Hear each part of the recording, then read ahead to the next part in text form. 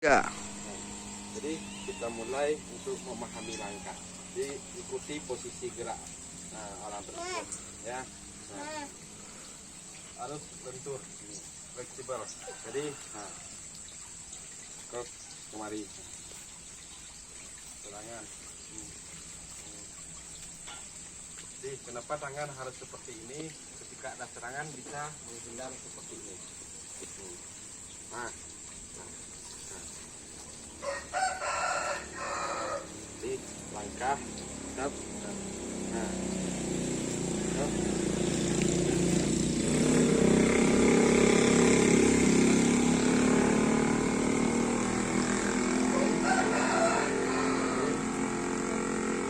Sebab ketika ada serangan, ketika langkah kita ringan, jadi gampang. Nah, jadi ada serangan gampang menghindari. Nah, kita kemari, cepai, stop,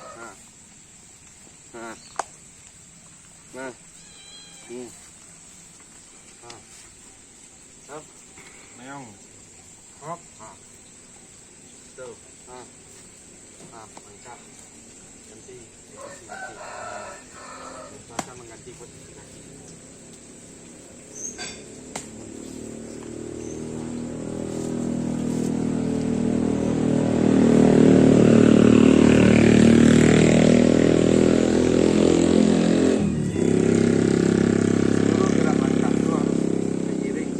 Jadi ketika ada serangan, terus hop,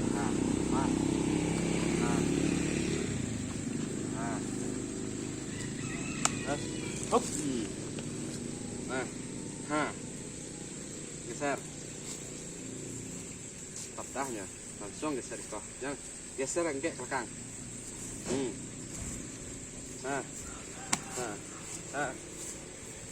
diambil lo, geser ke belakang langsung,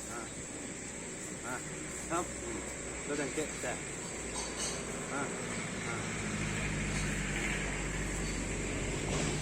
ini posisi kaki lo masuk, keluar terus,